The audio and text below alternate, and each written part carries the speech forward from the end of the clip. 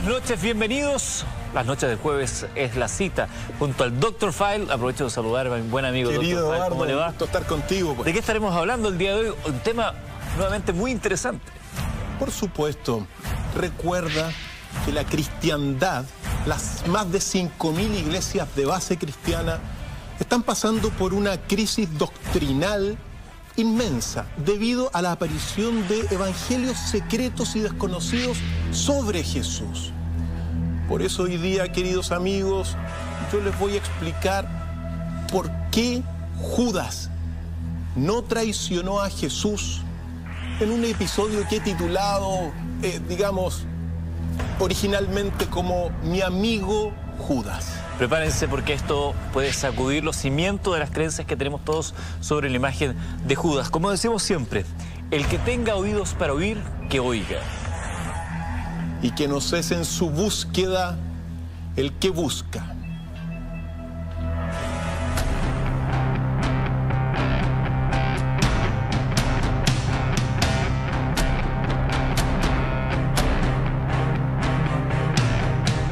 Ha sido el hombre más odiado de la historia.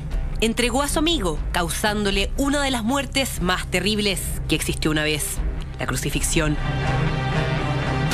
Él es Judas Iscariote, y su nombre alrededor del mundo significa traición, ingratitud y maldad.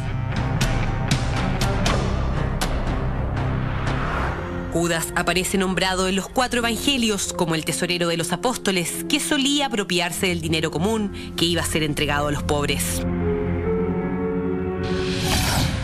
Tanto era su rechazo a Jesús que Judas lo vendió en el jardín de Getsemaní por 30 monedas de plata a los romanos que ocupaban la región.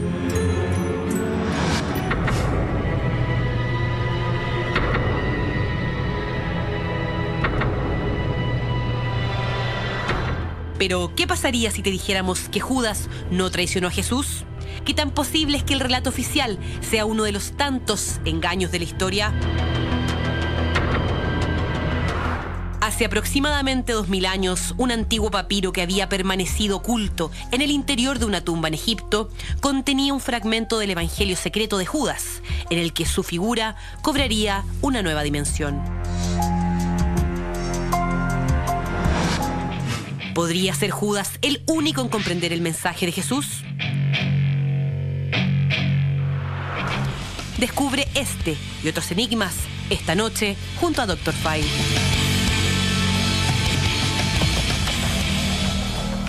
Claro que sí, ya estamos preparados, nosotros acá en el estudio y ustedes en sus casas, para desentrañar este misterio que, insisto, hay que estar con el corazón y con los ojos y la mente abierta, porque de alguna manera destruye lo que hasta ahora podríamos conocer sobre una figura tan emblemática como la de Judas.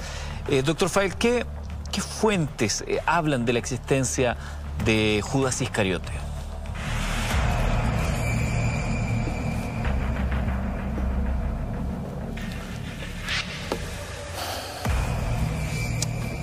Las principales fuentes que hablan de Judas son los evangelios de la Biblia para partir.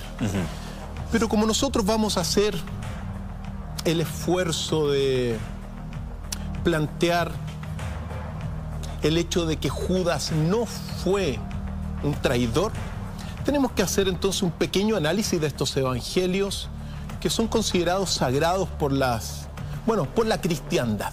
Por eso, los 4 evangelios, hay 3 sinópticos: Marcos, Mateo y Lucas.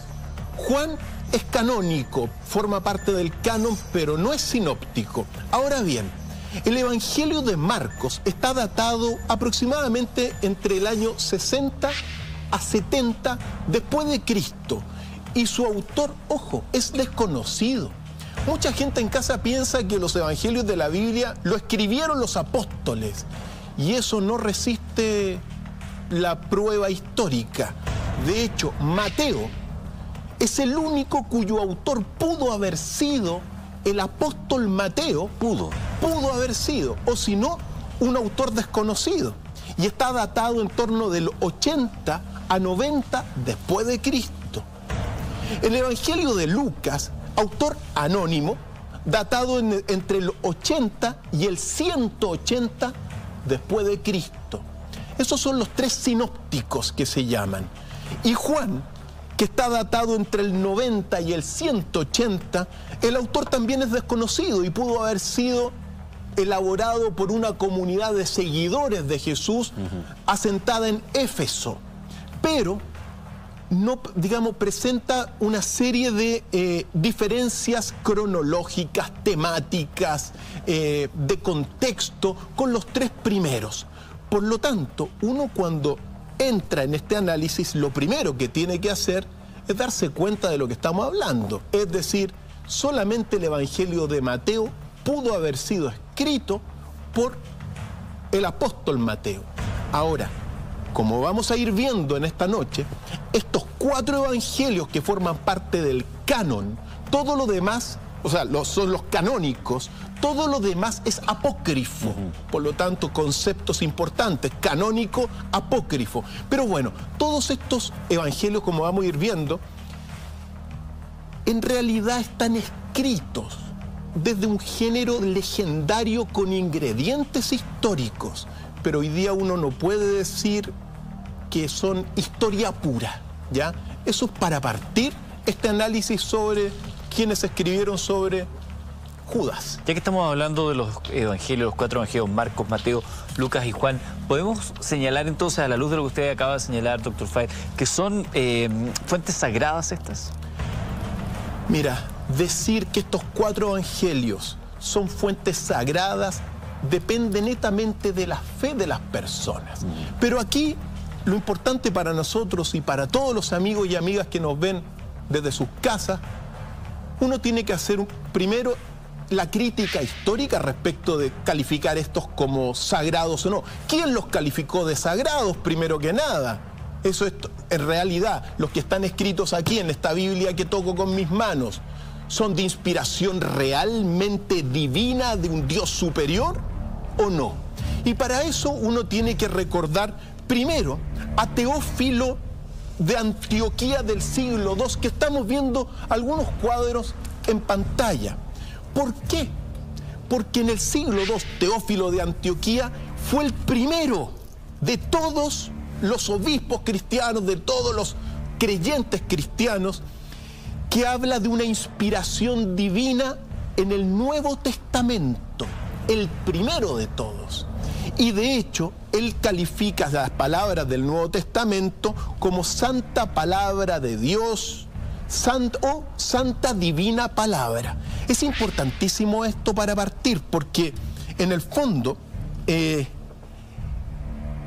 el que da inicio a esta transformación de textos que aparecían durante el primer siglo, que los va calificando ya de divinos. De sagrados. De sagrados. Ese es el primero. En el siglo II. En el siglo II. Ahora, también hay que decir lo siguiente, que durante los primeros 300 años, y especialmente hasta el 325, habían por lo menos una treintena de evangelios de Jesús. De hecho, no había un canon establecido hasta con Teófilo. Pero fíjate tú, después de Teófilo aparece en escena Marción de Sinope, que muere en el 160 en Roma, y es el primero que redacta un Nuevo Testamento o Sagrada Escritura en el año 140. O sea, ¿es él el que se dedica a hacer la curatoría de los evangelios existentes? Es el que comienza. Teófilo ya los va calificando de Sagradas Escrituras, claro. Pero Marción de Sinope es el primero que escribe un Nuevo Testamento. Pero fíjate lo que escribió, porque recoge de todos los evangelios que había más de 30, es el que recoge sobre todo el evangelio de Lucas y también las cartas y epístolas de Pablo. Todo lo demás para afuera. De hecho, del evangelio de Lucas sacó toda la historia de la infancia de Jesús, que la consideró legendaria, y también de las epístolas de Pablo, las cartas pastorales, todas falsificadas según Marción de Sinope, y la epístola de los hebreos manipulada. Por lo tanto, las primeras Sagradas Escrituras de Marción del 140 solamente ponen al Evangelio de Lucas como un evangelio fidedigno en ese sentido. Permítame recordar un minuto, doctor File, para aquellos que se vienen sumando a la sintonía. Hoy estamos hablando de la historia oficial de Judas, la figura emblemática del engaño, del embuste, aquel que habría traicionado y vendido a Jesús. Pero al parecer hay una historia distinta. Lo que estamos escuchando ahora es un poco el contexto de los escritos que hablan de la existencia de Judas Iscariote, pero básicamente de cómo se fue escribiendo la historia de la historia bíblica. Efectivamente, estos autores, como te decía, Teófilo de Antioquía, Marción de Sinope, son los primeros que van a ir estableciendo propiamente tal la Sagrada Escritura, haciendo una crítica de los más de 30 evangelios que habían sobre Jesús en aquel siglo II, siglo clave para la conformación del canon bíblico. ¿Por qué? En realidad en aquel tiempo no se hablaba de evangelios. Habían 30 evangelios, más de 30 evangelios de Jesús, pero se hablaba del evangelio. De un solo evangelio. De un solo evangelio que contemplaba todas las enseñanzas de Jesús. Pero comienza a aparecer estos hombres. Ahora, evidentemente Marción, al solamente contemplar el evangelio de Lucas, es calificado posteriormente de hereje. Pero aparece en la escena Tasiano el Sirio, también calificado después de hereje, pero al contemplar todos los evangelios que habían, la solución va a ser también ir reduciéndolo, es decir, va eliminando mucho y va a reducir. Tasiano el Sirio, muerto en el 180, va a reducirlos y va a escribir, particularmente redactó el Diatacerón. ¿Diatacerón? El Diatacerón, escrito entre el 165 y el 170, fue un texto que se enmarca, mira, escribe solamente un evangelio, pero este evangelio se enmarca dentro del contexto del evangelio de Juan. A ese evangelio de Juan le mete los otros 3 sinópticos, claro, Marcos, Mateo y Lucas, y también considera una serie de historias apócrifas dentro de este primer Diatacerón, que vendría a ser un segundo avance por establecer el canon bíblico. Ahora, evidentemente, calificado después como hereje, pero ojo, es de alguna forma el tercero que intenta darle un cuerpo. Y es tan importante el Diatacerón que fue utilizado por la iglesia de Siria hasta el siglo V después de Cristo como texto sagrado. Es interesante cómo se va reduciendo de 30 evangelios que eran considerados el evangelio como seres humanos. Personas como usted, como yo, finalmente terminan interviniendo en esta historia, sacando textos, editando finalmente lo que hoy conocemos y que para muchos es considerado como una voz divina y casi de inspiración directa de los propios apóstoles. Cuestión que usted, doctor File, ya nos ha dicho que no fue así. Por supuesto. Después aparece en escena Tertuliano, que muere en el 220 y que es el primer redactor del Nuevo Testamento en términos, ¿cómo se le van a conocer? El Novum Testamentum, en el 192, y aquí los estamos viendo. Ahora, los contenidos del Nuevo Testamento de Tertuliano se siguieron discutiendo durante mucho tiempo. Por eso es muy importante señalar lo siguiente para decir y para establecer el canon bíblico, sobre todo en ese año 200. Sucedió que no se ponían de acuerdo. Habían muchas discusiones, habían falsificaciones a cada rato. Piensa tú que no era cosa de imprimir como ahora en una imprenta, todo era a mano. Por lo tanto, habían falsificaciones.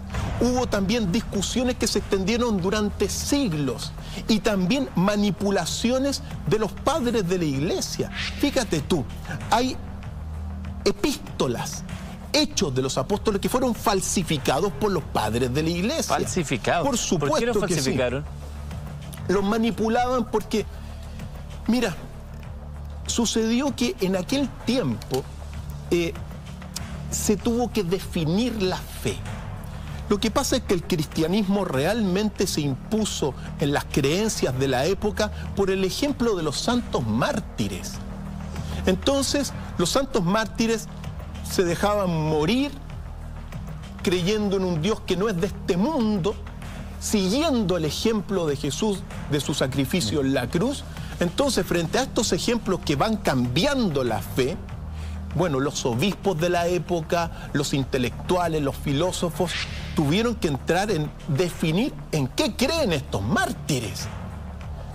Y ahí es como dentro de esta treintena de evangelios van quedando a través de estos, evidentemente los que conocemos en la Biblia. Ahora, hitos importantísimos dentro de esta conformación canónica.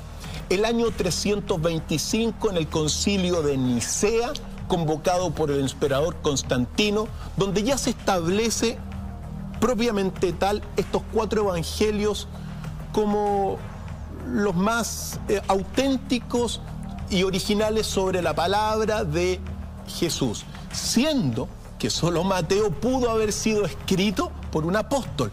Todos son escritos a partir de, bueno, los seguidores de los discípulos. Y también, muy importante decir dentro de este escenario, que después este dogma que se establece, el canon niceano o el canon del concilio de Nicea, el dogma de las escrituras como inspiración divina se va a consolidar en 3 concilios importantísimos que uno tiene que señalar. El concilio de Florencia, en la bula Cantate Domino del 4 de febrero de 1442, establece que son dogmas. Ahora, en el concilio de Trento, 4ª sesión del 8 de abril del 1546, también se aceptan como los originales. Y finalmente, en el Concilio Vaticano I, 3ª sesión del 24 de abril de 1870, se establece que estos evangelios son palabras de Dios, dogmas inquebrantables de la Iglesia. En conclusión, a la primera gran pregunta que uno se tiene que tomar, ¿fue la jerarquía de obispos y cardenales de la Iglesia Católica la que decretó por consenso y por acuerdos que los 4 evangelios redactados y que están en la Biblia son de inspiración divina? Por lo tanto, esta cosa que ahora muchos creyentes consideran como algo totalmente sagrado, inquebrantable, fue establecido a lo largo de la historia, sobre todo por acuerdos de jerarquías eclesiásticas, que en muchos casos uno las puede calificar perfectamente de jerarquías corruptas, como la jerarquía que tenemos hoy día en gran parte de la Iglesia. Entonces, así es la historia y uno la tiene que contar, pues. Un par de semanas atrás hablábamos de la manipulación que se hizo sobre la figura de María Magdalena, cómo se fueron fundiendo diversas Marías que existían y finalmente crearon un arquetipo. ¿Qué dice la historia oficial del personaje central de este encuentro de Noche de Jueves? ¿Qué dice la historia oficial sobre Judas Iscariote?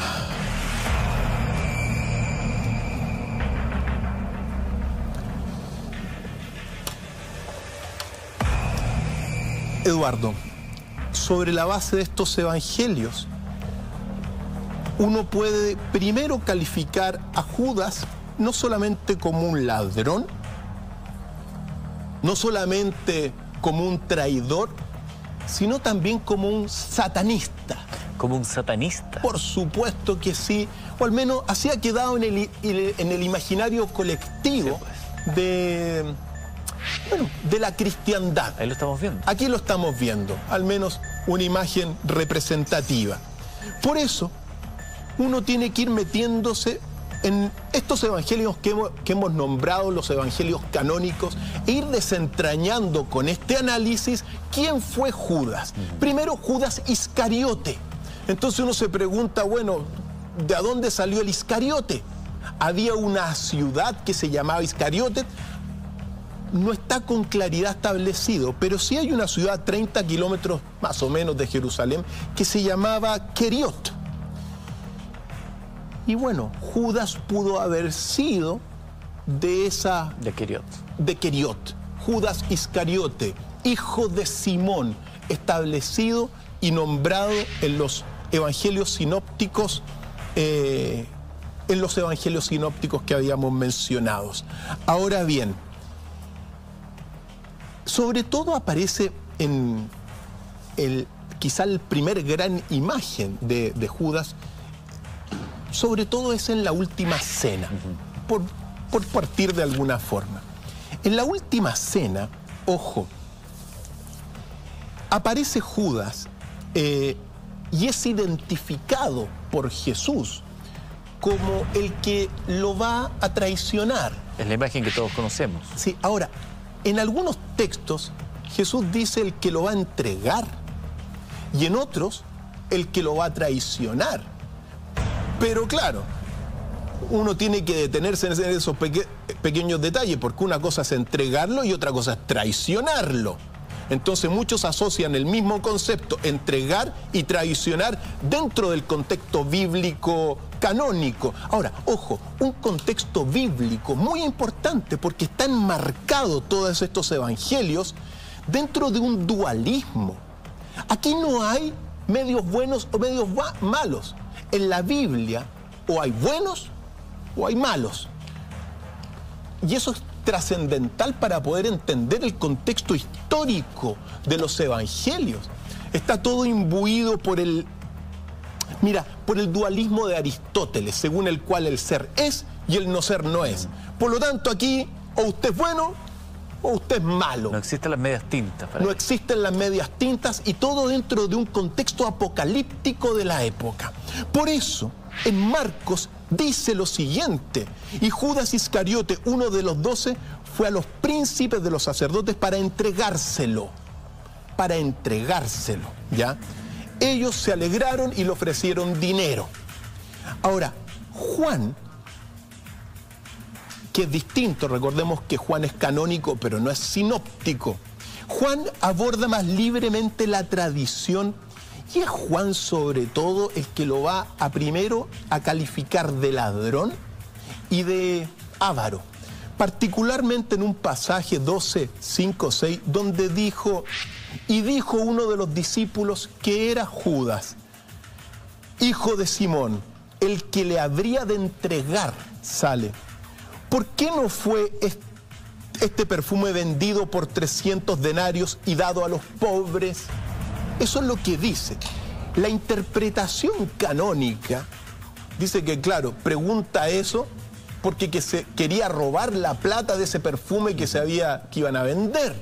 Entonces, se va perfilando dentro de toda esta escenografía el Judas como ladrón, el Judas como avaro, y el Judas también, muy importante, este otro pasaje de Juan, porque Juan se desprende un poco de los sinópticos y dice: Jesús dijo, de cierto os digo que uno de vosotros me va a entregar.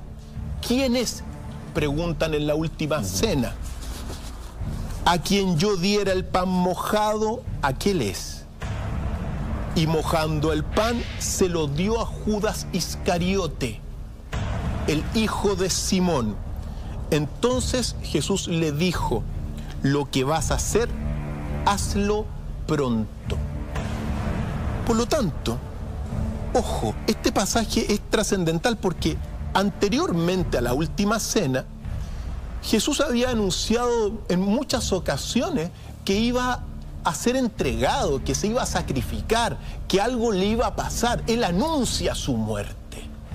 Y en la última cena, él reconoce a Judas Iscariote textualmente, según Juan, como el que lo va a entregar, ¿ya? Perdón, doctor Fael, para aquellos que se van sumando, es muy interesante y es muy reveladora esta distancia, esta diferencia entre aquel que lo va a entregar y aquel que lo va a traicionar. Porque si hablamos de un plan divino, traicionar significaría justamente no haber hecho lo que se supone que hizo. Ahí están las preguntas de fondo. Ahora bien, vamos desmenuzando toda esta historia porque hay otros textos. Si uno ve Marcos no lo trata tan como un villano a Jesús, a Judas. En Mateo, incluso, 26:50, dice, amigo. Jesús le dice justo en el Monte de los Olivos, amigo, haz lo que has venido a hacer. Es decir, califica a Jesús en el Monte de los Olivos, en el huerto de Getsemaní, a Judas como amigo. Pero Judas lo entrega, evidentemente. Ahora, antes de seguir con Judas, hay otro episodio en Marco, porque Jesús en un episodio anuncia que va a morir. Y Pedro lo reconviene a Jesús. Y Jesús le dice textualmente en Marcos 8:33, Jesús reprendió a Pedro, diciéndole, quítate delante de mí, Satanás. A ese nivel. A ese nivel. Pero ojo, a Judas en un pasaje lo califica de amigo cuando lo va a entregar, pero aquí a Pedro lo califica de Satanás. Y es Pedro que después lo niega 3 veces. El mismo Pedro que es la piedra sobre la cual se funda su iglesia. Por supuesto que sí. Ahora, todos sabemos que hay un pasaje icónico. Cuando Judas va a entregarle y decide venderlo, según algunos, o entregarlo, según otros, él dice textualmente que él lo va a identificar dándole un beso. El famoso beso de Judas. Sinónimo hasta nuestros días de traición. Sinónimo de traición hasta nuestros días. Y aquí, queridos amigos, uno, ojo, ya llegado a este punto, uno tiene que decir lo siguiente. Los evangelios no se pueden leer o analizar de una forma histórica. Estos evangelios son fundamentalmente analizables desde un punto de vista teológico, pero histórico no. Te da para muchas interpretaciones. Ahora, el famoso beso de Judas, que lo estamos viendo aquí recordado, se narra, por ejemplo, en los sinópticos, pero en Juan no aparece. Y dice Marcos, el traidor les había dado una señal, diciendo, aquel que besare, ese es. Prendedlo y conducidlo con cuidado. Se acercó al maestro y lo besó. Ellos echaron mano de él y lo prendieron. Uno se pregunta, primera cosa, ¿por qué Judas utilizó este símbolo para entregar a Jesús? Un símbolo de cariño en principio. Beso, claro. ¿Por qué lo elige? Porque pudo haber simplemente dicho, es él, un gesto, pararse junto a él, pero el beso que según estos textos, algunos de ellos lo habría señalado. Por eso mismo. Entonces, es una pregunta fundamental esta.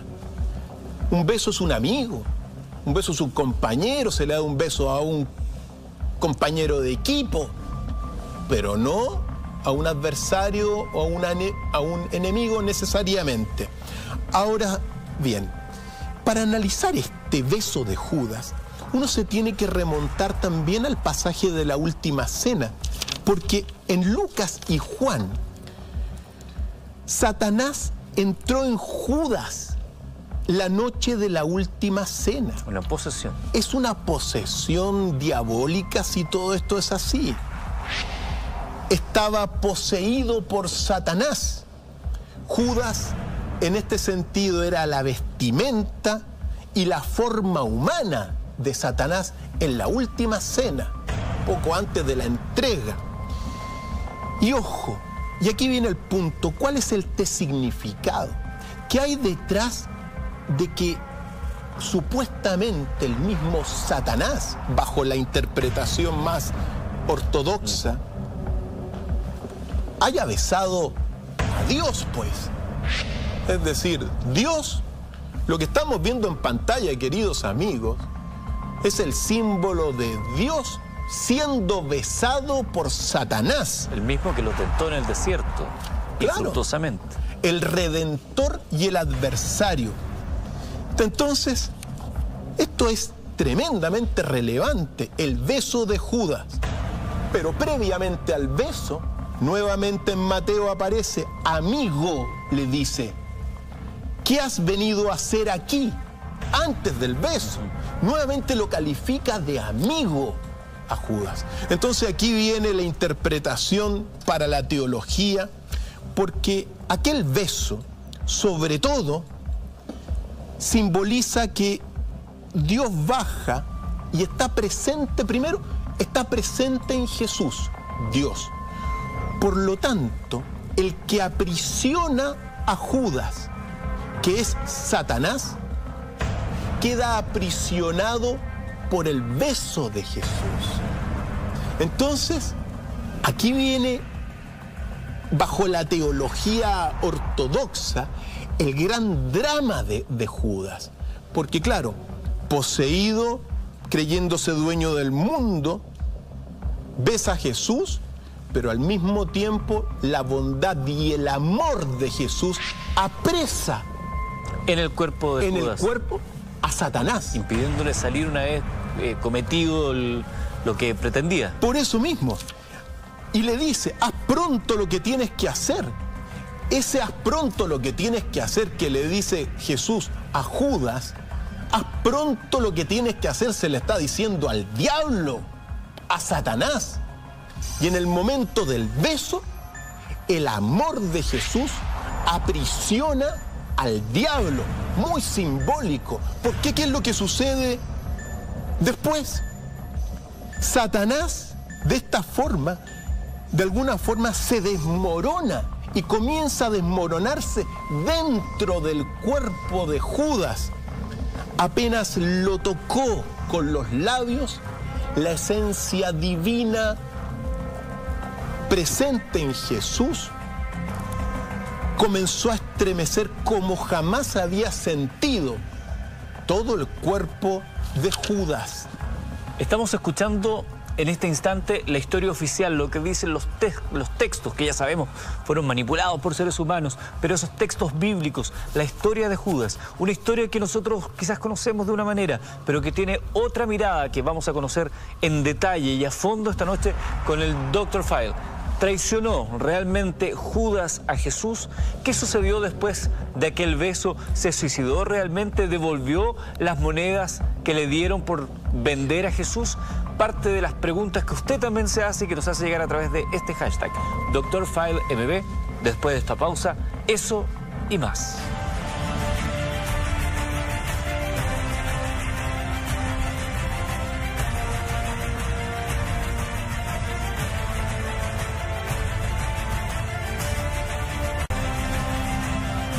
Estamos ya de regreso a través de la red. Esto es Mentiras Verdaderas, noche de jueves, noche del Dr. File.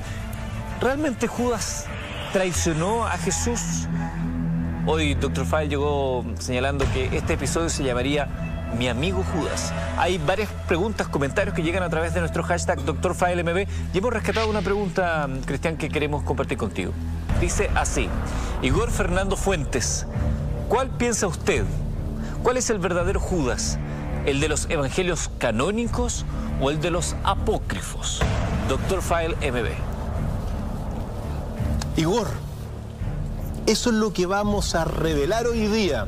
Así que espérate unos minutos más. Cuando tengas toda la visión del capítulo, vas a tener tu propia conclusión. Pero siempre una cosa, la última respuesta la tienen los amigos en casa. Claro. Ya habíamos quedado en el beso de Judas. Exactamente. Momento en que ojo, si todo esto es así, Satanás, que aprisiona el cuerpo de Judas, es aprisionado por la esencia divina de amor del mismo Jesús en aquel beso simbólico que para muchos simboliza traición, pero que al mismo tiempo revela esta pugna entre la maldad y la bondad, entre el amor y el odio. Ahora bien, ahí comienza el martirio final de Judas. En el beso. En el beso. La esencia divina genera en Judas terror, desesperación, aniquilamiento de su propio yo. No hay palabras humanas para expresar el padecimiento de Judas Iscariote después del beso. Protervia gigantesca, querido Eduardo, malignidad, perversidad, perfidia. Cuando lo besa, Judas comienza a añorar la beatitud inalcanzable. Por lo tanto, comienza la destrucción de su propio yo, el cual el diablo lo había poseído según los textos. Su cuerpo mismo se transforma en un guiñapo que según algunos termina colgado. ¿Qué es lo que sucede después? El epílogo de Judas Iscariote. Judas Iscariote, ojo, según los textos, se arrepiente. Él había recibido las 30 piezas de plata, que eran ciclos o tetradracmas de plata, pero luego del beso y de luego también de la crucifixión, se arrepiente Judas.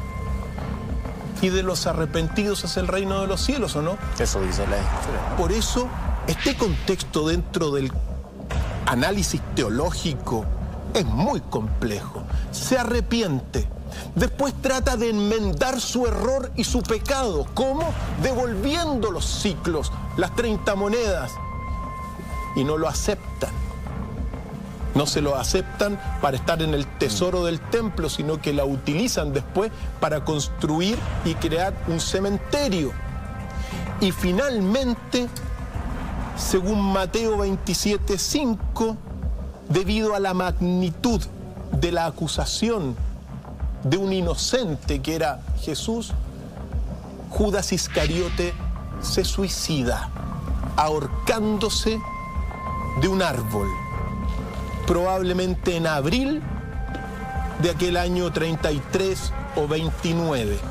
Pero aquí tenemos que detenernos nuevamente, porque esa es la historia que se ha contado por un lado, pero claro, si uno se va a los Hechos 1:18, textualmente, dice: Judas compró un campo con el dinero que obtuvo gracias a la traición, pero cayendo de cabeza se reventó por medio y todas sus entrañas se derramaron. Eso está en Hechos 1:18. En la Biblia. En la Biblia, aquí Hechos está. De los Apóstoles. Por supuesto. Entonces, tenemos dos versiones en la misma Biblia de la muerte de Judas. Entonces, fijémonos bien y hagamos una pequeña síntesis.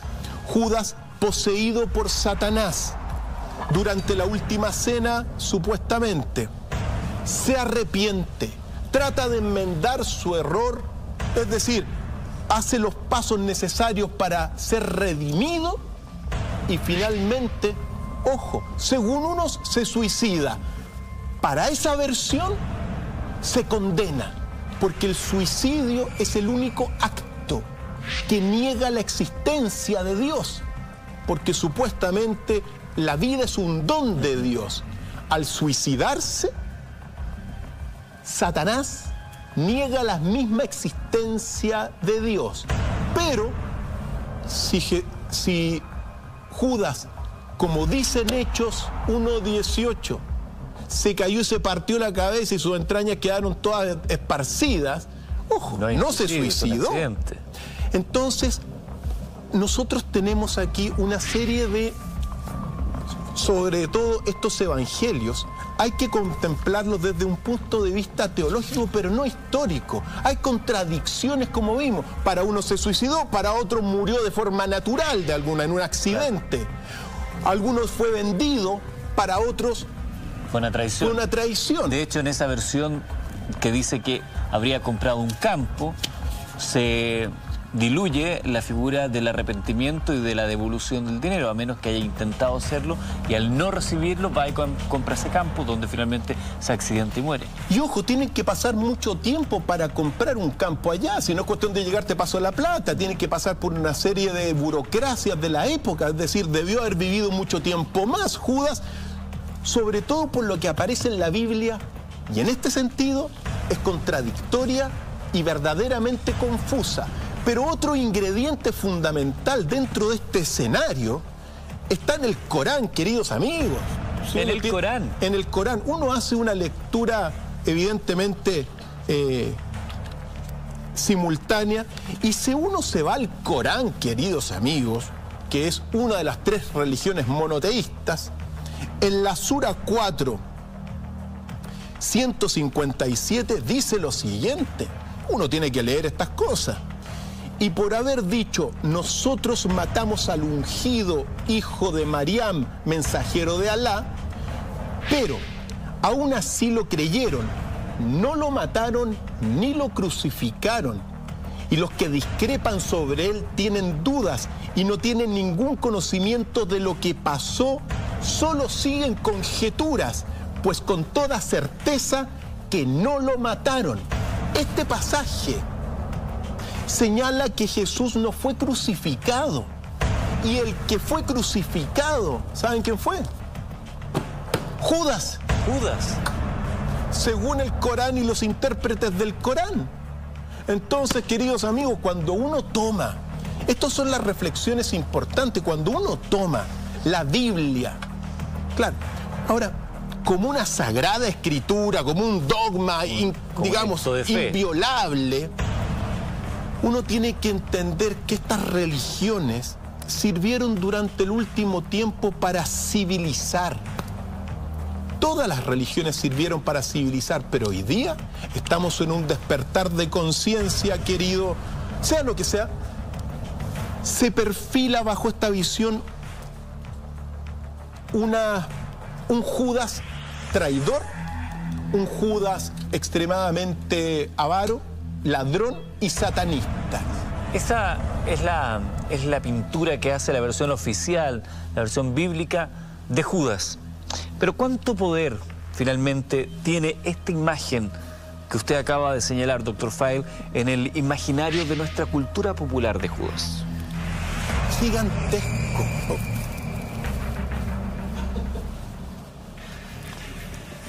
La imagen de Judas como traidor es gigantesca, Eduardo. De hecho, son prácticamente sinónimos. Prácticamente sinónimos. Piensa tú que en el infierno de Dante, en el último círculo del infierno, el diablo se está devorando a Judas.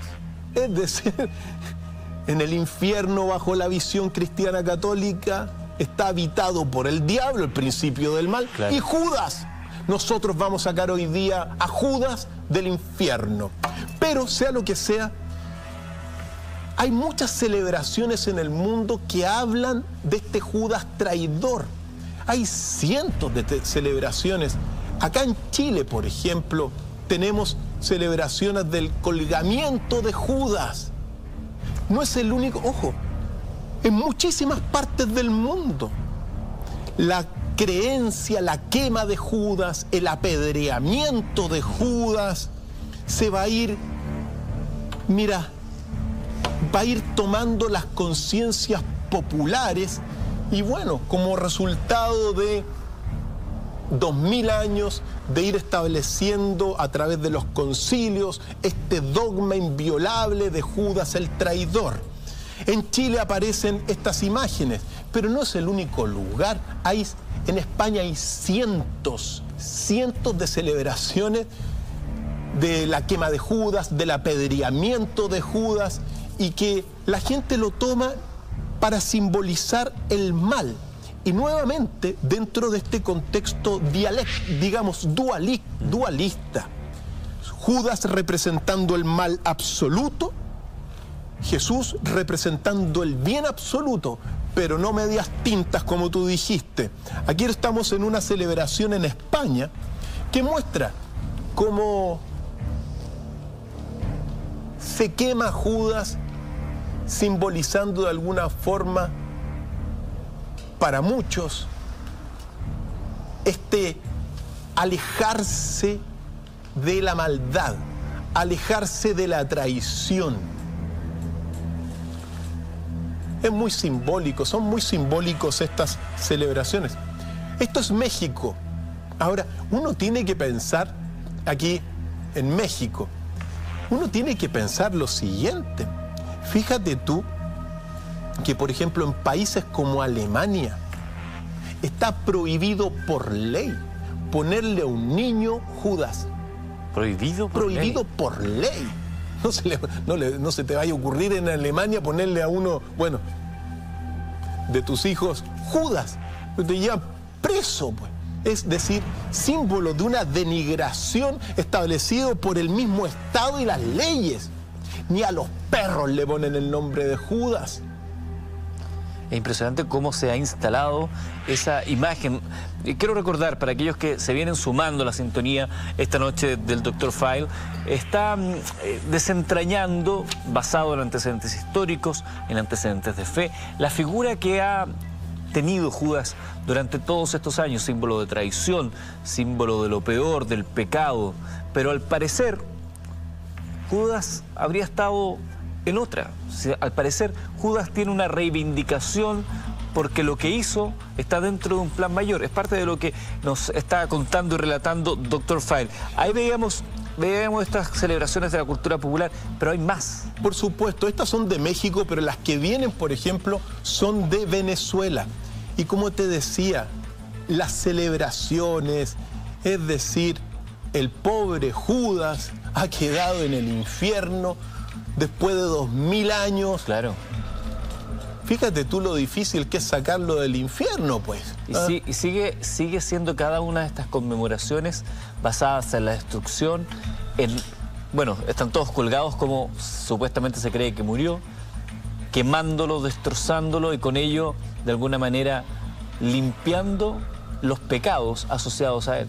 Y al mismo tiempo, de alguna forma, en todas estas expresiones de fe popular, hay un símbolo de que todo lo malo de uno se le tira a Judas. Que Judas se lleve todos los males de la sociedad a través del apedreamiento, el fuego purificador, o a través del fuego purificador, como tú lo señalaste. Por lo tanto, Eduardo, este capítulo que estamos haciendo es una revisión de alguna forma original y auténtica de la vida de Judas. Hay varias preguntas relacionadas a esto. También la tenía yo dentro de mis inquietudes. Después de conocer esta visión de Judas, ¿se convierte Judas en el máximo símbolo del antisemitismo?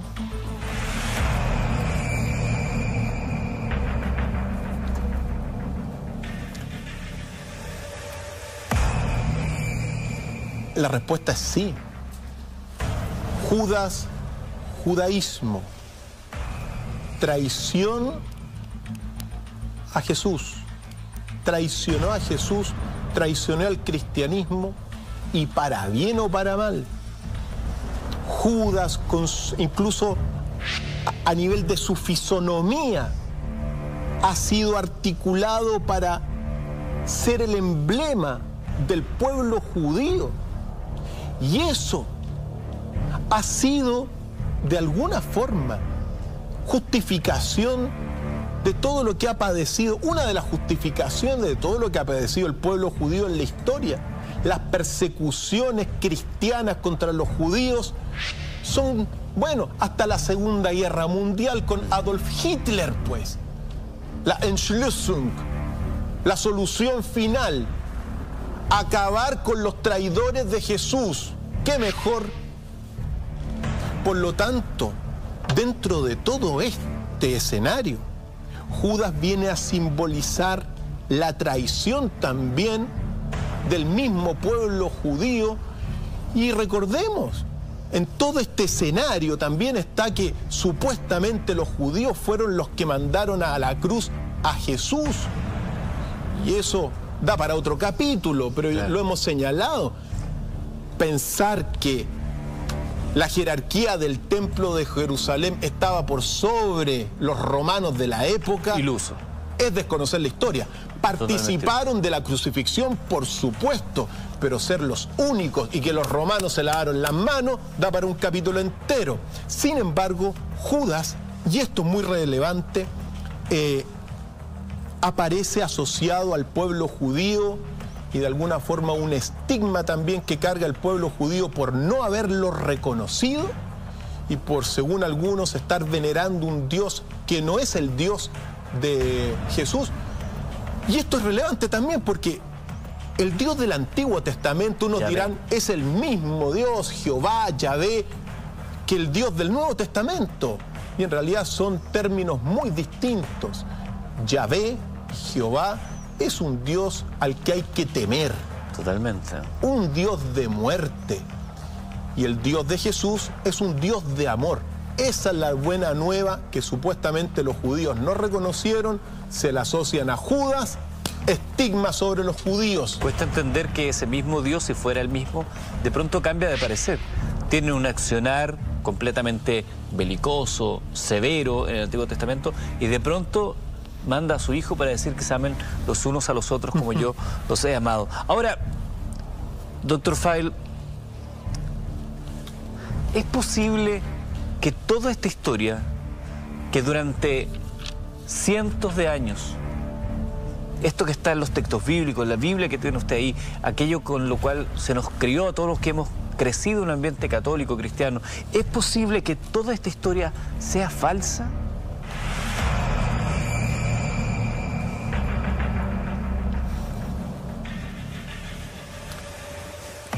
Es posible, es posible. Y sobre todo con los antecedentes que uno tiene. Aquí uno tiene que, y con los nuevos documentos secretos que uno tiene, puede decir que no es completamente verdadera la historia de Judas, que sirve dentro de un arquetipo teológico, dualista, pero los antecedentes dicen otra cosa. Ahora, uno tiene que sostenerlo desde el principio. Las escrituras que toco con mi mano acá, queridos amigos, ahí está la Biblia, están plagadas de falsificaciones, engaños, alteraciones, manipulaciones que fueron calificadas por la jerarquía de la Iglesia Católica como sagradas. Sagradas manipulaciones para establecer una visión teológica y una religión que sirviera para civilizar. Que fue lo que vimos al comienzo de esta sesión de día jueves. Por eso mismo.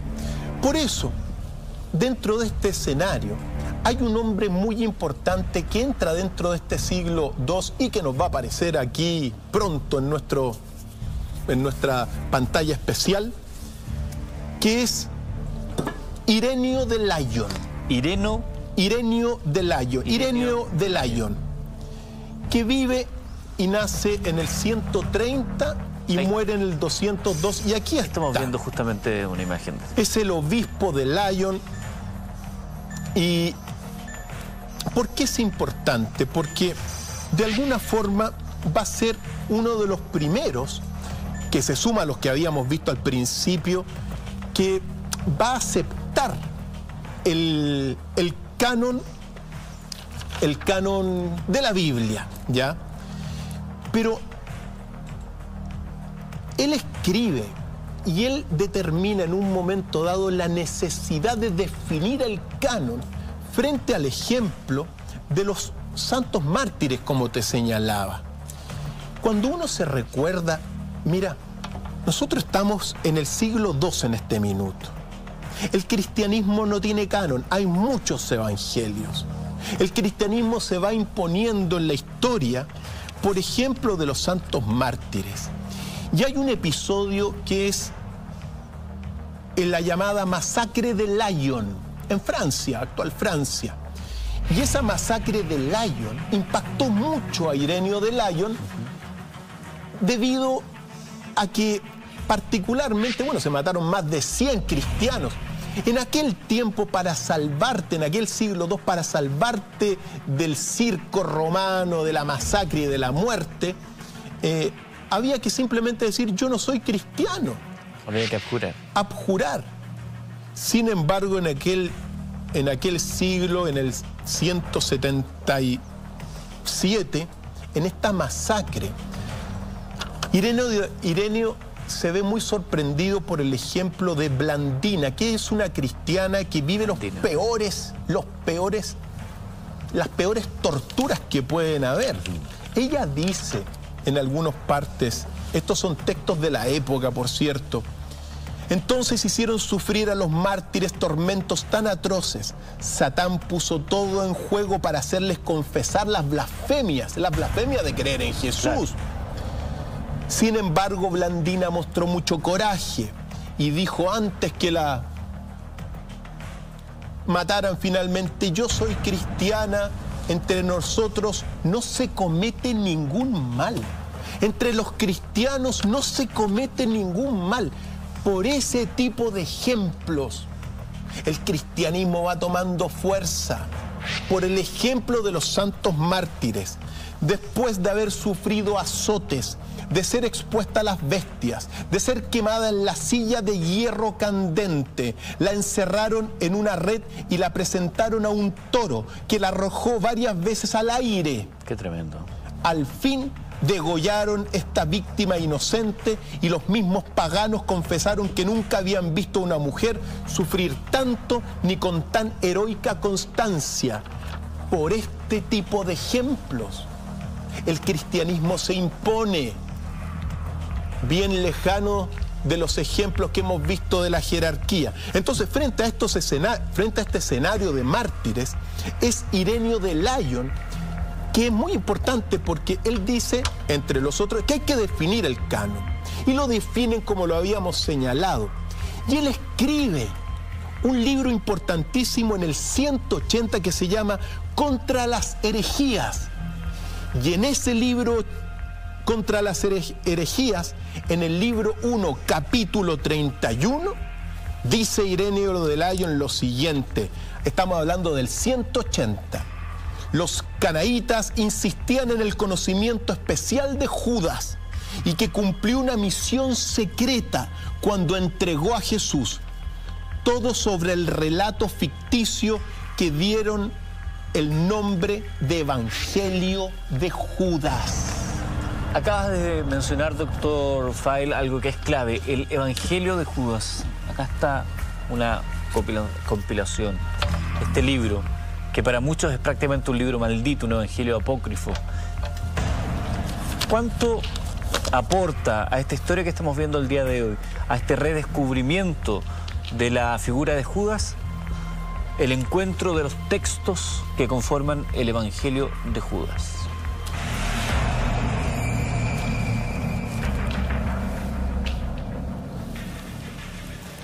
Amigos, este es un texto fundamental que viene a reescribir la historia, o más bien dicho, a revelarnos una historia que estuvo oculta por 1800 años. 1800 años. Piensa tú que el primero que reconoce la existencia, al menos dentro de esta revisión, el primero que reconoce la existencia del Evangelio de Judas es Ireneo de Lyon, pero herejía.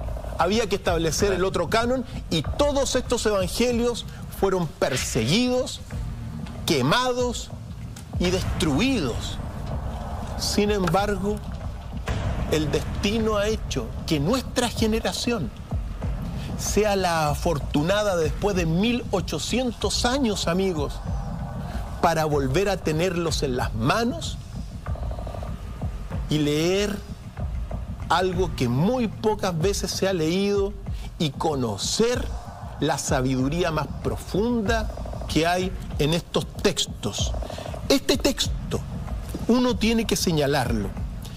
El Evangelio de Judas que tengo en la mano es una traducción del copto, del original copto, o más bien dicho, sí, del original copto, que se refiere a una, digamos, del 280 después de Cristo. Este copto, digamos, el idioma copto está escrito, ¿ya? Este texto data del 280 después de Cristo y se remonta a un original griego del 150 a 180.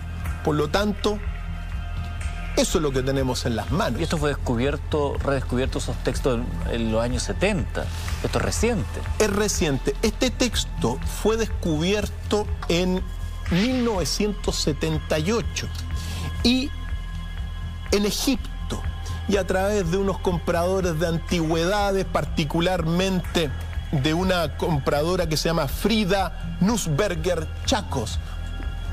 Compra este texto, que ojo, un texto que estaba en pésimas condiciones. Pensemos que tenía un texto de 1800 años, se estaba desvaneciendo. Lo compra por unos cuantos miles de dólares, se lo lleva a Estados Unidos y logran finalmente preservarlo y hacerlo público. Cuando uno dice y cuando uno toma este texto, también se le llama el Códice Chacos o el Códice Minia por el lugar donde fue encontrado en Egipto, que es una ciudad de Minia. Ahí un cuidador de antigüedades lo tenía guardado. Esta Frida Nussberger Chacos se lo lleva y lo preservan finalmente. Se le hace la prueba del carbono 14, datado en el 280, la traducción copta, que es un idioma, lengua muerta, de un original griego del 180-150. Por lo tanto, tenemos un texto original y tenemos una declaración de la misma Frida Nussberger Chacos. Ahora que lo pienso, es más que una misión. Creo que fui elegida por Judas para devolver su dignidad. Creo que las circunstancias de la llegada del manuscrito a mis manos estaban predestinadas. Judas me pedía que hiciera algo por él. 78 y el trabajo que se hace posteriormente con su traducción, y como muy bien decía la cuña, de alguna manera viene a instalar, a reivindicar la imagen de Judas Iscariote, la imagen que tenemos todos, no como un traidor, sino con otra versión de los hechos, como un engranaje necesario para el desarrollo de lo que hoy conocemos como el destino divino. Eduardo, texto original, 13 páginas de papiro, el 85% se preservó, escrito por los dos lados. La reconstrucción fue tremendamente difícil y esta versión es una traducción de José Montserrat Torrents, doctor en filosofía, profesor emérito de la Universidad Autónoma de Barcelona, director del Museo de Egiptología de Barcelona. Por lo tanto, nos metemos en la substancia del mensaje que después de 1800 años lo podemos volver a leer, porque la verdad tarde o temprano sale a flote, Eduardo. En este sentido, si quieres comenzamos. Sí, porque me gustaría saber, a modo de pregunta, ya que sabemos que hay una nueva fuente para ir perfilando la imagen de Judas, que si estas nuevas fuentes, si este nuevo conocimiento, esta gnosis sobre la figura de Judas, tiene algún valor profético. Ese libro, ese texto, el Evangelio de Judas, ¿tiene algún valor profético?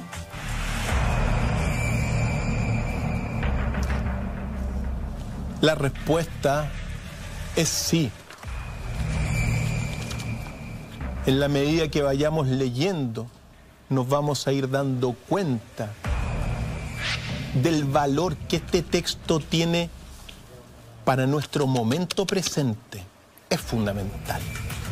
Por eso, si quieres, vamos sacando los extractos principales, por favor, para ir perfilando de alguna forma el contenido y el gran mensaje del Evangelio de Judas, fuente original de este texto y esta visión que nos va a hablar de otra cosa. Permítame solo un segundo, Dr. File. Estamos conversando esta noche junto a Dr. File sobre la figura de Judas, esa imagen que tenemos todos del traidor, del epítome del pecado, de lo más perverso en la estructura de la historia de Jesús, pero reivindicándolo al punto que podríamos pensar en él de un modo totalmente distinto. Por eso es tan importante lo que vamos a escuchar a continuación de voz del Dr. File, porque podríamos entender la figura de Judas ya no como ese traidor, sino que como un amigo que fue el engranaje necesario para el designio. Así es, para el plan divino. Así comienza el Evangelio de Judas. Este es el tratado secreto acerca de la revelación que Jesús confió a Judas Iscariote en una conversación que sostuvo con él durante 8 días y que terminó 3 días antes de la Pascua. La Pascua judía más o menos del 19 de abril al 27 de abril, pudo haber sido en esa época, y 8 días antes, el 8 es un número cabalístico fundamental para toda la vertiente que escribe este texto, que es una vertiente cristiana de influencia gnóstica. Ahora, ojo aquí, en los primeros siglos, cuando se escribe esto, realmente solamente existía un evangelio, es decir, los más de 30 evangelios era un evangelio, claro, una buena nueva, una buena noticia de Jesús. Después, con esta cosa de tratar de definir el canon, se habla de evangelios y comienzan a borrarlos del mapa. Por lo tanto, el 8, dentro de esto, es un número cabalístico. Te habla de los 8 estratos divinos también, desde nuestra presencia hasta el Dios trascendente. Pero, cuando tú dices es profético, mira cómo es revelador, es profético, por supuesto, porque dice lo siguiente: Jesús se manifestó en la tierra y obró milagros y grandes prodigios para la salvación de la humanidad.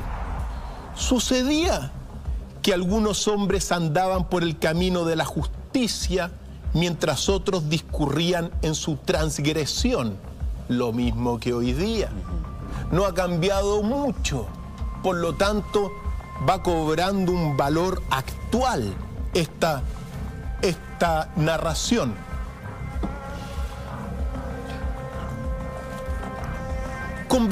Fíjate tú lo que dice.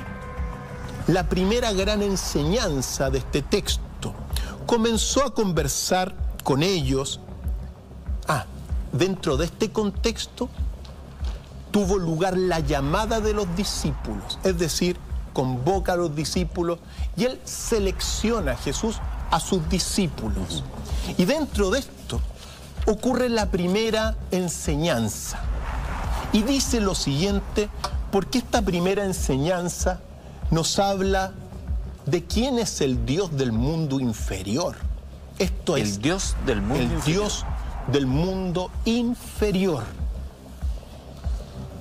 Dice lo siguiente: un día se halló con sus discípulos en Judea y los encontró sentados y reunidos, ejercitándose en las cosas divinas. Cuando se acercó a sus discípulos reunidos y sentados y celebrando una acción de gracias sobre el pan, Jesús se echó a reír. Jesús se echó a reír. Esto es muy relevante, primero, porque en este texto aparece por lo menos en unas 3 partes que Jesús se ríe. En los otros evangelios, sobre todo en los canónicos, vemos a un Jesús pulcro que no mata una mosca ni que se ríe. El símbolo de la risa de Jesús nos está narrando primero un Jesús mucho más cercano, un Jesús mucho más humano.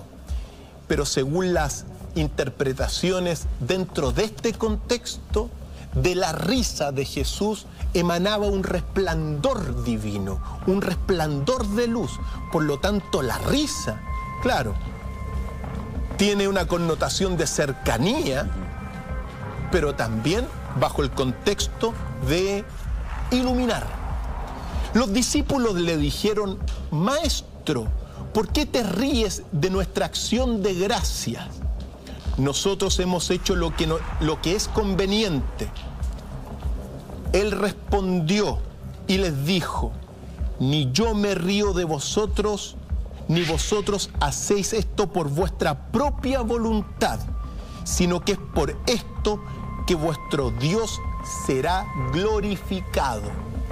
Eduardo, esta parte es trascendental, porque lo que está diciendo Jesús es que los discípulos están glorificando a un falso Dios, no al verdadero Dios.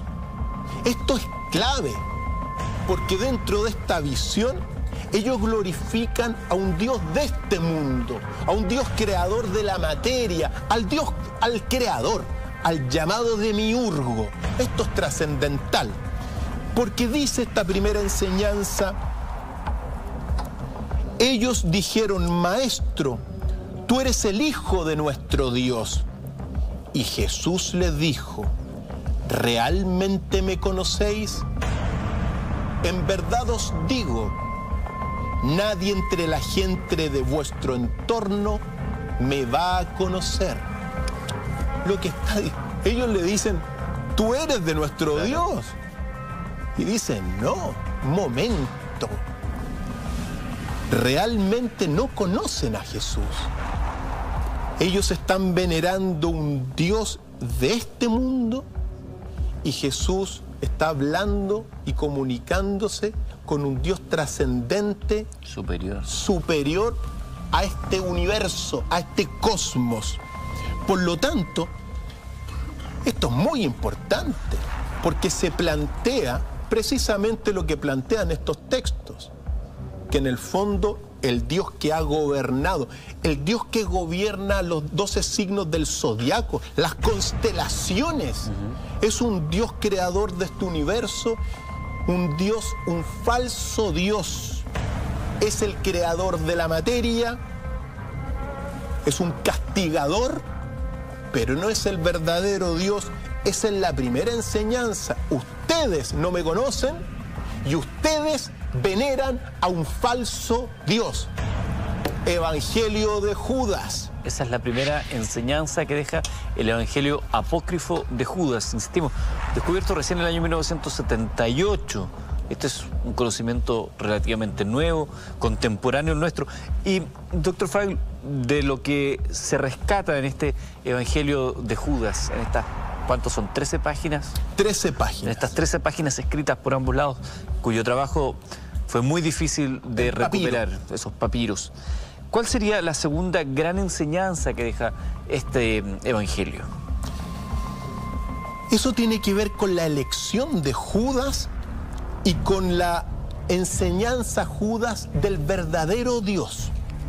Y dice lo siguiente: cuando los discípulos oyeron esto, comenzaron a enojarse y a airearse y a blasfemar en contra de Jesús en sus corazones. Cuando Jesús se percató de su incomprensión, dijo: ¿por qué os habéis agitado y angustiado? Vuestro Dios que está en vuestros corazones os ha inducido al enojo de vuestras almas. Y dice lo siguiente: aquel de entre vosotros que se considere fuerte entre los hombres, que haga comparecer al hombre perfecto y que se mantenga erguido ante mi faz. Jesús es el hombre perfecto. Y ¿quién se para frente a mi faz? Le dice Jesús. Y todos ellos dijeron: nosotros somos fuertes. Y sus espíritus no osaron erguirse ante él, excepto Judas Iscariote. Ciertamente pudo erguirse pero no lo miró a los ojos. Y aquí comienza la elección de Judas, es decir, el único que se paró frente a este desafío de Jesús fue Judas Iscariote. Judas le dijo: yo sé quién eres y de qué lugar has venido. Tú has venido del inmortal Eón de Barbeló, y yo no soy digno de pronunciar el nombre de quien te envió. Eón de Barbeló. El Eón de Barbeló es el segundo principio del universo, que uno lo puede asemejar a una esfera, a un huevo cósmico, ¿ya? El primer principio es el Dios trascendente, pero el Dios trascendente no lo puedes ver, es invisible. Y Judas le dice: tú has venido del León de Barbeló, porque también es materia, pero no puedo nombrar quién te envió, que es el verdadero Dios trascendente de la existencia. Que es distinto a este Dios del mundo inferior que los apóstoles solían venerar. Efectivamente. Jesús se percató de que Judas estaba pensando cosas excelsas y le dijo: apártate de ellos, yo te revelaré los misterios del reino, de este mundo superior. Tú puedes alcanzarlos, pero después también puedes sufrir mucho, pues otro ocupará tu lugar a fin de que los 12 discípulos se completen ante su Dios. Muy importante eso. Ven conmigo, yo te voy a enseñar las enseñanzas más profundas del reino, pero tu lugar va a ser ocupado por otro, y estos discípulos son los otros que se complementan ante el Dios de ellos, que no es el verdadero Dios según esta tradición. Por eso Jesús le dice a Judas, una vez que ya lo llama, él le habla de este Dios trascendente. Jesús le respondió, así al menos me encaminé, Jesús le respondió: me encaminé a una grande y santa generación y echó a reír. En verdad os digo que ninguno de los nacidos aquí verá aquella generación. Es decir, lo primero, los hombres de carácter anímicos o materialistas o psíquicos no van a entrar en el reino de los santos. Eso es lo que está diciendo a grandes rasgos. Y aquí es donde uno puede seguir extrayendo dentro de este diálogo una enseñanza fundamental. Porque bajo esta visión hay un Dios invisible, un principio trascendente. Después está el creador, es decir, este principio trascendente del cual emana el universo, en realidad es tergiversado en la historia oficial. Cristian, doctor Fael, tenemos dos grandes enseñanzas hasta ahora del Evangelio de Judas. Nos quedan varias. Quisiera saber también si habla del actuar de los sacerdotes, para ver si podemos hacer una vinculación con los tiempos que estamos viviendo. Hacemos una pausa y al regreso sabremos más. ¿Es Judas realmente el símbolo de la traición o es un engranaje más dentro del designio divino? Al regreso de la pausa.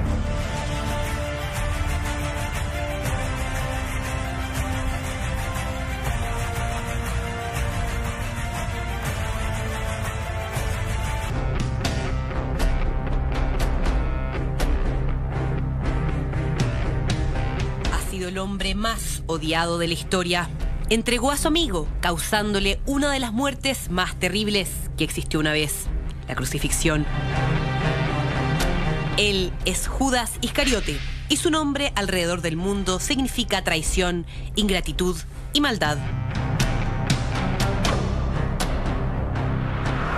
Judas aparece nombrado en los 4 evangelios como el tesorero de los apóstoles que solía apropiarse del dinero común que iba a ser entregado a los pobres.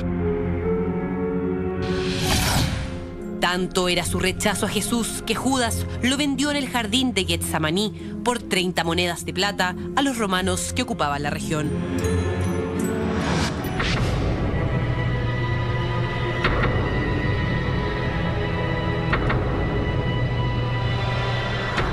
Pero, ¿qué pasaría si te dijéramos que Judas no traicionó a Jesús? ¿Qué tan posible es que el relato oficial sea uno de los tantos engaños de la historia? Hace aproximadamente 2000 años, un antiguo papiro que había permanecido oculto en el interior de una tumba en Egipto contenía un fragmento del Evangelio secreto de Judas, en el que su figura cobraría una nueva dimensión. ¿Podría ser Judas el único en comprender el mensaje de Jesús? Descubre este y otros enigmas esta noche junto a Dr. File. Comentarios más, Cristian, que estamos viendo. Ya estamos de regreso junto a ustedes. Nuestra hashtag, que es Dr. File MB, está ardiendo a esta hora. Hay muchos comentarios y, por supuesto, hay contradicciones, hay puntos de vista, hay discusiones. A nosotros siempre nos interesa que usted finalmente sea quien tome la determinación final. Cristian viene cada semana, expone los temas. Y a nosotros nos gusta tratar a nuestros televidentes como gente adulta capaz de tomar sus propias decisiones. Pero hay preguntas. Vamos a ver una de las preguntas que llega a través del hashtag. Nelson Cherif dice: ¿por qué creer más a libros apócrifos como el Evangelio de Judas u otros textos apócrifos que la propia Biblia? Me parece que Nelson, por el icono que tiene en su cuenta, es una persona ligada al mundo cristiano católico. Nelson, la respuesta es muy sencilla. Las personas en casa son libres de creer en lo que quieran. Primero que nada, hay unas personas allá en Argentina que creen en la iglesia maradoniana. Por lo tanto, cualquiera puede creer en lo que quiera. Hoy día hay 5.000 iglesias de base cristiana, cada una con su particular interpretación de la Biblia. Ahora bien, lo que hemos sostenido es que al margen del canon bíblico, estos textos son originales y auténticos y tan legítimos como el canon bíblico para hablar sobre la visión de Jesús y la visión que se tiene en este caso de Judas. Por lo tanto, sacrificar a estos textos porque la jerarquía los determina, mira, yo no los voy a quemar. Yo estoy seguro que muchos fanáticos los quemarían.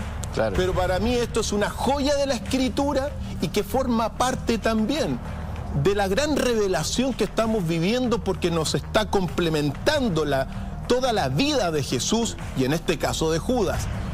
Pero las personas creen en cualquier cosa hoy en día. Escuchemos las enseñanzas, porque se está hablando aquí de que, bueno, sigamos y escucha muy bien, querido Nelson, lo que viene. Había planteado, Dr. File, antes de la pausa, si dentro del Evangelio de Judas, que insistimos, reivindica la figura de Judas respecto a lo que ya habíamos conocido de este acuerdo en el cual se oficializó a Judas como el epítome de la traición, si él habla del actuar de los sacerdotes, si se refiere justamente a la manera en la cual conducían los sacerdotes los credos y las creencias.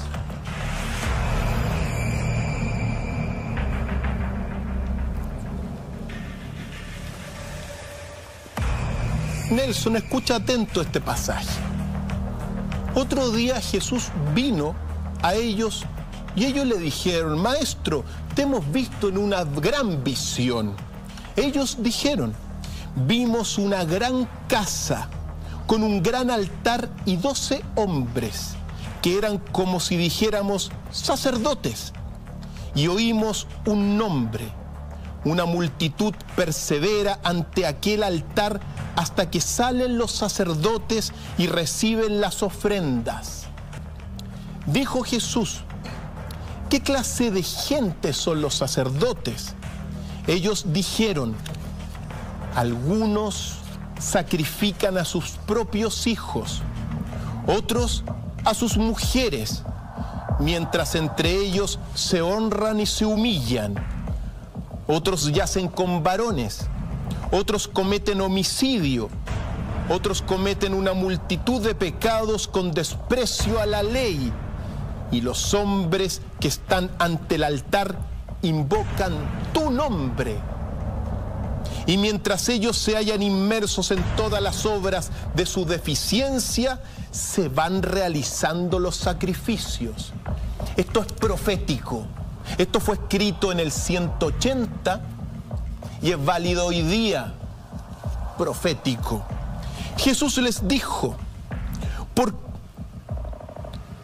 qué os habéis conmocionado? Porque se conmociona cuando le responden. En verdad os digo que todos los sacerdotes que están delante de aquel altar invocan mi nombre, y en mi nombre han plantado árboles que vergonzosamente no dan frutos. ¿Por qué? Porque bajo esta visión,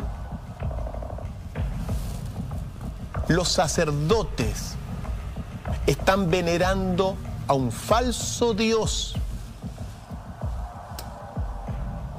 Y en consecuencia los árboles, que son los fieles, no dan buenos frutos. Claro. Y Jesús les dijo: vosotros sois los que recibís las ofrendas hechas a aquel altar que habéis visto. Él es el Dios a quien servís. Y vosotros sois los 12 hombres que visteis. Es decir, los discípulos van a liderar una iglesia con un falso Dios en el altar, pero que invocan el nombre de Jesús. Increíble. El mundo, el ganado que habéis visto aportado para el sacrificio representa la multitud que habéis engañado ante aquel altar.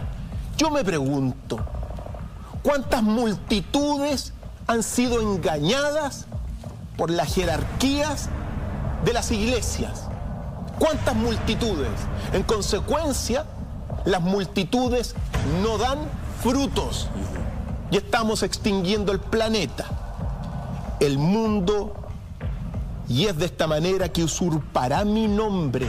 El mundo usurpará el nombre de Jesús, y generaciones de gentes piadosas perseverarán con él.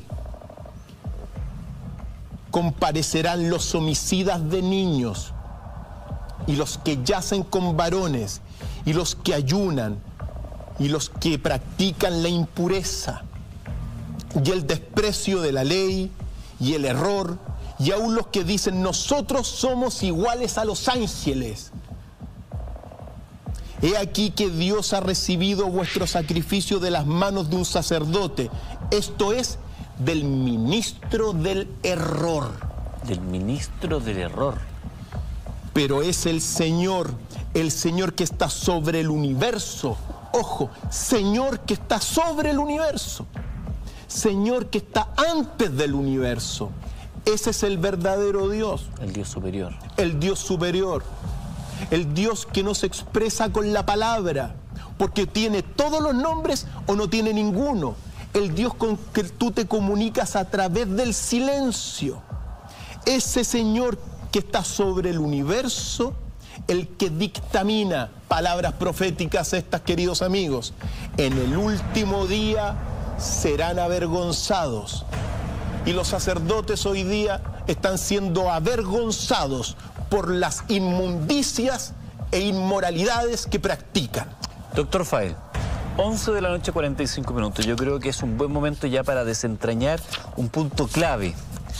¿Cuál es el misterio de la traición de Judas?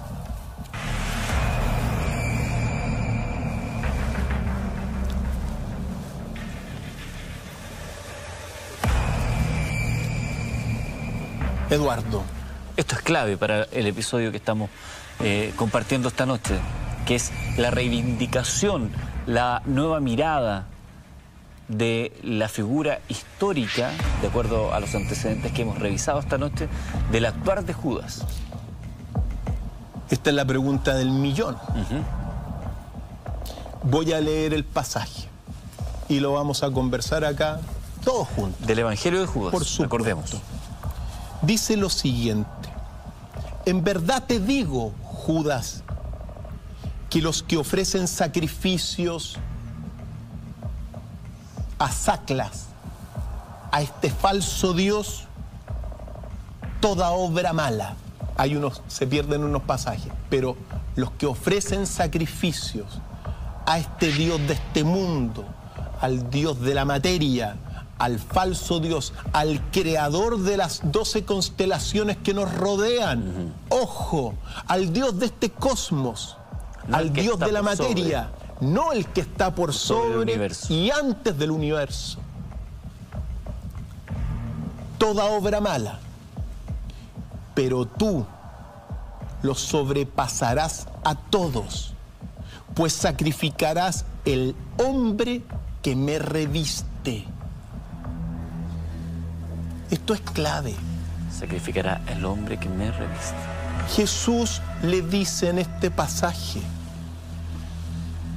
y le encomienda sacrificar el cuerpo material que reviste el espíritu divino y trascendente de Jesús. Esto es fundamental, porque bajo este contexto, primero, el que tiene el control de toda la situación es el gran profeta Jesús. Primero que nada, Él es parte de un plan divino. Ese plan divino consistía precisamente en el sacrificio de Jesús para la salvación de la humanidad y para instaurar otra idea de Dios, el Dios bueno, el Dios de amor. Y según esto, pero tú los sobrepasarás a todos, pues sacrificarás al hombre que me reviste.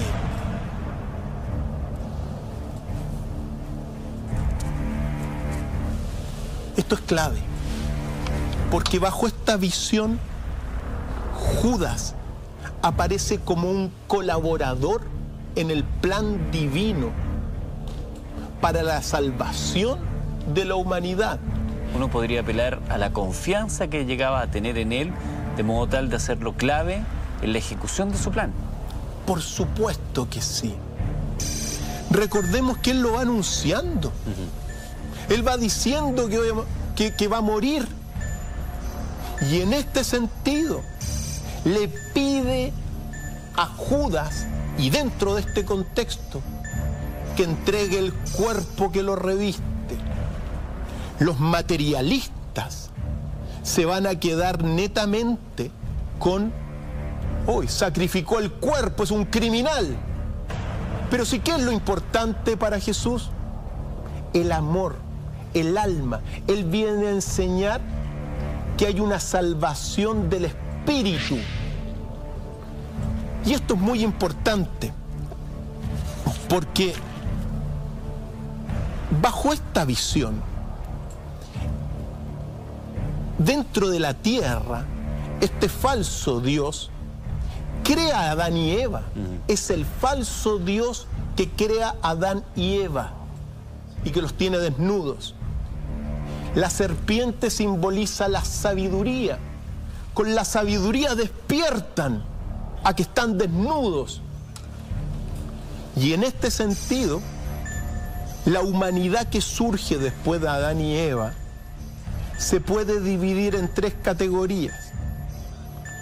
Los materialistas, que perecen por necesidad, que se van a corromper al final de la vida. Después viene una categoría que son los psíquicos o anímicos. Los psíquicos y anímicos tienen la posibilidad de la salvación bajo estos contextos, si es que cumplen la norma moral. Y la tercera categoría son los espirituales. Los espirituales, los hombres espirituales, como Jesús, como Judas, se salvan por su propia naturaleza al margen de la moralidad, como el oro. Aunque le pongas barro, va a seguir siendo oro. Por eso, cuando Jesús le pide y le encomienda la misión de entregar el cuerpo a Judas, está siendo la esperanza para la salvación, sobre todo de los psíquicos y anímicos. ¿Qué te está enseñando? Que lo material no es lo importante. Y toda la visión que hoy día condena a Judas se queda netamente en la importancia del cuerpo de Jesús, de la materia de Jesús. Y Jesús le está diciendo que lo importante es el espíritu. Esto es trascendental. Durante 2000 años se ha creado una veneración de un Dios material. ¡Hoy, terrible! Sacrificó al cuerpo material de Jesús. Cuando lo que está ocurriendo acá es que está cumpliendo el mandato. Ahora bien, lo que es fantástico, él le dice que al final de los tiempos, Judas va a ser elevado a la gran generación. Por lo tanto, fíjate tú lo que estamos viviendo. Si todo este contexto es correcto, Judas colaboró con el plan divino, a instancias de la misión que Jesús le entregó según este texto. Y es al final de los tiempos, o sea, hoy día, porque hoy día estamos en el final de los tiempos, donde la figura de Jesús va a superar a todo el resto de discípulos que se tomaron la iglesia y que la pervirtieron. Por lo tanto, Judas habla de estas cosas y muchas más, obviamente. Esta es, doctor Feil, podríamos decir la historia final de la traición. Entender a Judas como un amigo de Jesús y también a este Judas que entrega a Jesús finalmente como parte del designio y que recibe también las monedas de plata. Por favor, hablemos de la historia final de lo que se ha conocido como la traición.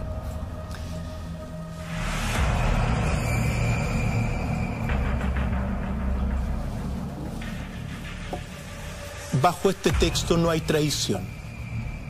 Por el contrario, hay cumplimiento de la misión divina para la salvación de la humanidad por parte de Judas. Hay un pasaje clave. Jesús respondió y dijo, se lo dice 2 veces en el Evangelio, tú serás el 13º y serás acusado por el resto de las generaciones y llegarás a dominar sobre ellos. En los últimos días reprobarán tus ascensiones a la santa generación. Bajo esta visión, Judas es el 13º discípulo de Jesús. Muy importante. Serás acusado y llegarás a dominar sobre ellos. Si uno tiene el contexto que hemos revisado durante este episodio, 2000 años, cómo se fue formando el cristianismo y este dogma de las Sagradas Escrituras sobre la base de las manipulaciones, las falsificaciones, los engaños y los acuerdos de las jerarquías eclesiásticas en los concilios que nombré al principio, que han perfilado dentro de un dualismo completo a Judas como el traidor, el avaro, el ladrón, el satanista. Cuando uno tiene toda la comprensión de todo esto, y nos damos cuenta que recién se acaba de descubrir este texto, que fue hecho público en el año 2006 y que esta versión, por cierto, que llegó a nosotros es del año 2012.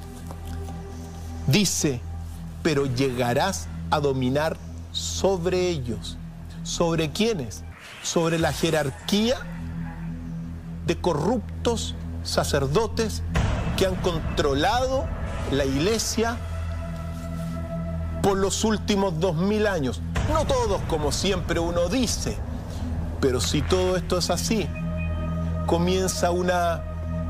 Mira, si todo esto es así, este texto es parte de una nueva revelación que nos está mostrando la historia completa de un hombre trascendente, de un profeta inmortal, de una luz que ilumina el mundo en sus 4 direcciones, que es Jesús. Quisiera preguntar ya sobre el final de este episodio, ¿qué sucedió, ya sabiendo que por qué Judas no traiciona a Jesús, qué sucedió una vez que Jesús estaba en la cruz con Judas, los creyentes y los fieles cristianos?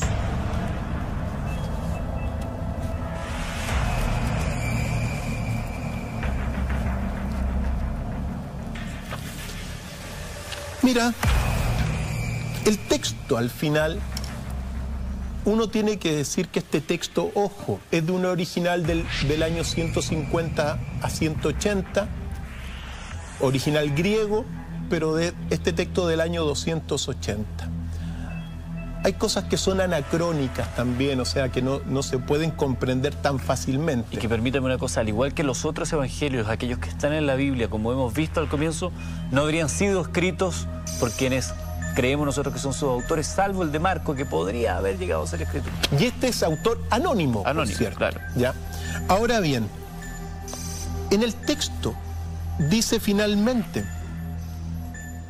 los sumos sacerdotes murmuraron porque él había penetrado en la estancia para su plegaria, pero había allí algunos escribas que estaban observando en orden a aprenderlo durante la plegaria, pues temían al pueblo, ya que todos lo tenían por profeta. Y se acercaron a Judas y le dijeron: ¿qué estás haciendo aquí? Tú eres discípulo de Jesús. Ahí, justo en esa parte, dice, él respondió según el deseo de ellos. Entonces Judas recibió el dinero y lo entregó. Así termina el Evangelio de Judas. Judas entrega a Jesús y recibe el dinero. Sin embargo, nos enseñan cosas fundamentales. Hay un Dios trascendente y un falso Dios a la cual, según este texto, los creyentes lo veneran como si fuera el verdadero Dios. Con esto podemos sacar a Judas del infierno, el último círculo de Dante, que ha estado durante los últimos años. Por lo tanto, al menos bajo esta lectura, inocente de traición, queridos amigos, Judas. Los antecedentes han sido expuestos esta noche por el Dr. File.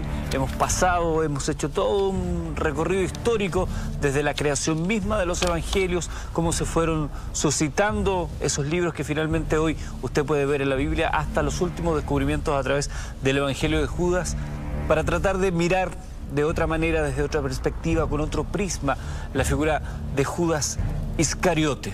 Esperamos que usted ahora tome el desafío de investigar, de darle una vuelta a esto y tomar su decisión.